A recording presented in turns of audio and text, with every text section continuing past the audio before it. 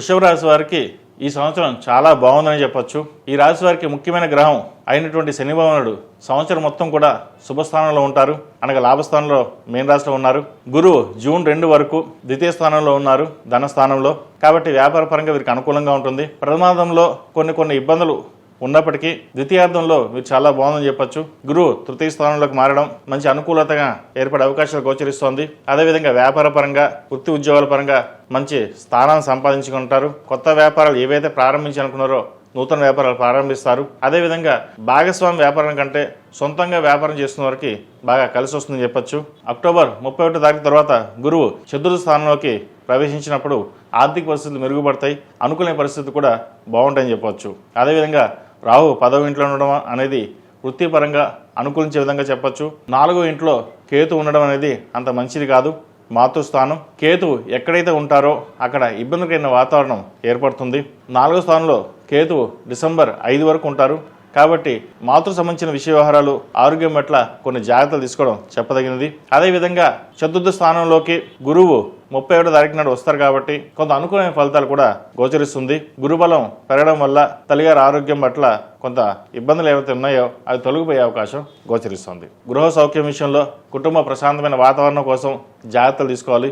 ఉద్యోగపరంగా, వ్యాపారపరంగా రావాల్సినటువంటి పాత రుణాలు ఏవైతే ఉన్నాయో ఈ కాలంలో వసూలు అవుతాయి. గురువు 2వ స్థానంలో ఉన్నంత వరకు వృషభ రాశి వారికి సంవత్సరం ప్రథమార్థంలో అనగా జూన్ 2 వరకు కొన్ని ఖర్చుల విషయంలో అప్రమత్తంగా ఉండాలి, తగు జాగ్రత్తలు తీసుకోవాలి. అన్నీ కలిసి వస్తాయి, కానీ ఖర్చుల మటుకు ఎక్కువగా ఉంటుంది. ప్రయాణాల విషయంలో, ఆరోగ్య విషయంలో, కొన్ని ఆర్థికపరమైన విషయాల్లో కొన్ని జాగ్రత్తలు తీసుకోవడం చెప్పదగినది. అక్టోబర్ 31 తర్వాత ఆరోగ్య పరిస్థితులు, ఆర్థిక పరిస్థితులు పూర్తిగా మారుతాయి, ఖర్చులు తగ్గి ఆదాయం పెరుగుతుంది. వృత్తిపరంగా వృషభ రాశి వారికి ఈ సంవత్సరం తిరుగులేని విధంగా ఉంటుందని చెప్పొచ్చు. ఎందుకంటే కర్మస్థానంలో రాహు ఉన్నారు కాబట్టి 11వ ఇంట్లో శని భగవానుడు, అదేవిధంగా గురువు ద్వితీయ, తృతీయ స్థానాల్లో సంచరించడం వల్ల మీ కష్టాన్ని తగిన ప్రతిఫలం అనేది లభిస్తుంది. అదేవిధంగా వ్యాపార పరంగా నూతన వ్యాపారం ప్రారంభించడానికి సాఫ్ట్వేర్ రంగంలో ఉన్న వారికి, రియల్ ఎస్టేట్ రంగంలో ఉన్న వారికి, హార్డ్వేర్, సాఫ్ట్వేర్, చిరు వ్యాపారస్తులకు, కూరగాయల వ్యాపారస్తులకు, ముఖ్యంగా మెడికల్ ఫీల్డ్లో ఉన్న వారికి, వైద్య రంగంలో ఉన్న వారికి ఈ సంవత్సరం అంతా బాగుందని చెప్పొచ్చు. వివాహాది శుభకార్యాల విషయాల్లో ఒక స్పష్టత ఏర్పడుతుంది. వివాహం కాని వారికి మంచి సంబంధం కుదురుతుంది. కుటుంబ స్థానంలో తృతీయంలో గురు సంచారం వల్ల కొన్ని మార్పులు చోటు చేసుకుంటాయి. ఎందుకంటే 2025 సంవత్సరంలో 4 గ్రహాలు ఏవైతే ఉన్నాయో అవి ఒకే చోట ఉండడం, జూన్ 2వ తారీఖు నాడు గురుగ్రహం మారడం, అలాగే డిసెంబర్ 5వ తారీఖు నాడు రాహుకేతులు మారడం అనేది జరుగుతుంది. వృషభ రాశి వారికి భాగ్యంలో రాహువు, పంచమంలో కేతువు డిసెంబర్ 5న వస్తారు. అదేవిధంగా జూన్ 2న గురువు ద్వితీయ స్థానం నుంచి తృతీయ స్థానానికి అంటే కర్కాటకంలోకి ప్రవేశించడం కూడా జరుగుతుంది. సోదరుల మధ్య ఉన్న విభేదాలు ఏవైతే ఉన్నాయో సమస్య పోతాయి. ముఖ్యంగా భూ సంబంధించిన విషయ వ్యవహారాలు వీరికి సానుకూల పడే విధంగా గ్రహగతులు గోచరిస్తున్నాయి. విద్యార్థులకు కాలం అనుకూలంగా ఉంటుంది. విదేశీ వ్యవహారాలకు సంబంధించిన విషయ వ్యవహారాలు సానుకూలపడుతుంది. మంచి విద్యలో రాణించగలుగుతారు. ఎంసెట్, నీట్, సాఫ్ట్వేర్ సంబంధించిన విషయ వ్యవహారాల్లో బాగా రాణించగలుగుతారు. ముఖ్యంగా నీట్లో వీళ్ళకి మంచి ర్యాంక్ వచ్చి మంచి సీట్ వచ్చే అవకాశం గోచరిస్తుంది. మీరు ఏదైతే కోరుకున్న చదువు ఏదైతే ఉందో ఈ సంవత్సరం నెరవేరుతుంది. ప్రభుత్వ రంగంలో ఉన్న వారికి అనుకూలంగా ఉంటుంది. ప్రభుత్వ పరంగా రావాల్సిన బెనిఫిట్స్ ఏవైతే ఉన్నాయో ఈ సంవత్సరం వీరికి వచ్చే అవకాశం గోచరిస్తుంది. కొన్ని ఇబ్బందికరమైన వాతావరణం, పై అధికారుల నుంచి ఏదైతే ఒత్తిడి ఉందో అది ఈ సంవత్సరం కాస్త వరకు తగ్గుతుంది. ఏప్రిల్ నుంచి ఈ వృషభ రాశి వారికి కొంత సానుకూల పరిస్థితులు గోచరిస్తుంది. జనవరి నుంచి మార్చి వరకు కొంత ఇబ్బందికరంగా ఉన్న, మార్చి నుంచి మే వరకు కొంత బాగుంటుంది, మే నుంచి ఇంకా కొంతవరకు బాగుంటుందని చెప్పచ్చు. అలాగే శని వక్రగతిలో వెళ్ళడం వల్ల కొన్ని ఇంపార్టెంట్ డాక్యుమెంట్స్ విషయంలో కొన్ని జాగ్రత్తలు తీసుకోవాలి. అదేవిధంగా లాభస్థానంలో శని మీకు బలంగా ఉన్నారు.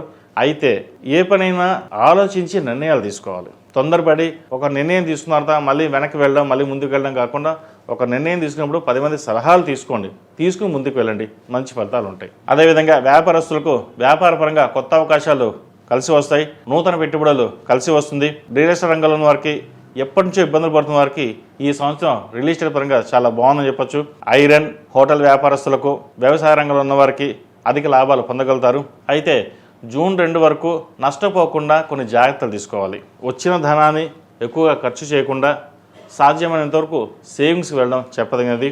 భూ సంబంధించిన వ్యవహారాలు కానీ లేదా ఇన్వెస్ట్మెంట్, గోల్డ్ సంబంధించిన వ్యవహారాలు కానీ చక్కగా వీరికి రాణించగలుగుతారు. ఏదైనా సేవింగ్స్ రూపాయన చేయండి. ఖర్చు అనేది మనం ఎవరికైనా ₹1 డబ్బు ఇస్తే అప్పది రాకపోగా ఇబ్బంది పడే అవకాశాలు కూడా లేకపోలేదు. అయితే గతంలో ఏదైతే అప్పిచ్చిన ధనం ఏదైతే ఉందో ఈ సంవత్సరం కొంతవరకు వసూలు అయ్యే అవకాశం గోచరిస్తుంది. ఈ రాశిలో జన్మించిన స్త్రీలకు వృత్తి ఉద్యోగాల పరంగా, వ్యాపార పరంగా బాగుంటుంది. ముఖ్యంగా కుటుంబ పరంగా కొన్ని శుభకార్యాలు చేయగలుగుతారు. సంతానం యొక్క అభివృద్ధి బాగుంటుంది. సంతానం వారి ఉద్యోగం కోసం, ప్రభుత్వ ఉద్యోగం కోసం ప్రయత్నం చేస్తున్న వారికి మంచి ఉద్యోగం లభించే విధంగా గ్రహతులు గోచరిస్తున్నాయి. ఏదైనా సరే మాతృ సంబంధించిన వ్యవహారాల్లో కొన్ని జాగ్రత్త తీసుకోవడం చెప్పదగినది. ఆరోగ్య విషయం పట్ల జాగ్రత్త తీసుకోవాలి. జీవిత భాగస్వామితోటి మాట్లాడేటప్పుడు, వ్యవహరించేటప్పుడు కొన్ని జాగ్రత్తలు తీసుకోవాలి. మాట పెరిగే అవకాశం కూడా లేకపోలేదు. అదేవిధంగా పై ఉద్యోగస్తులతోటి మాట్లాడేటప్పుడు మాట తీరు మీద కొన్ని స్పష్టత ఉండాలి. ఒక మాట మాట్లాడేటప్పుడు వెనక ముందు ఆలోచించుకుని మాట్లాడడం చెప్పదగినది. ముందు ఒక మాట మాట్లాడేసిన తర్వాత ఇబ్బంది పడడం అనేది జరుగుతుంది.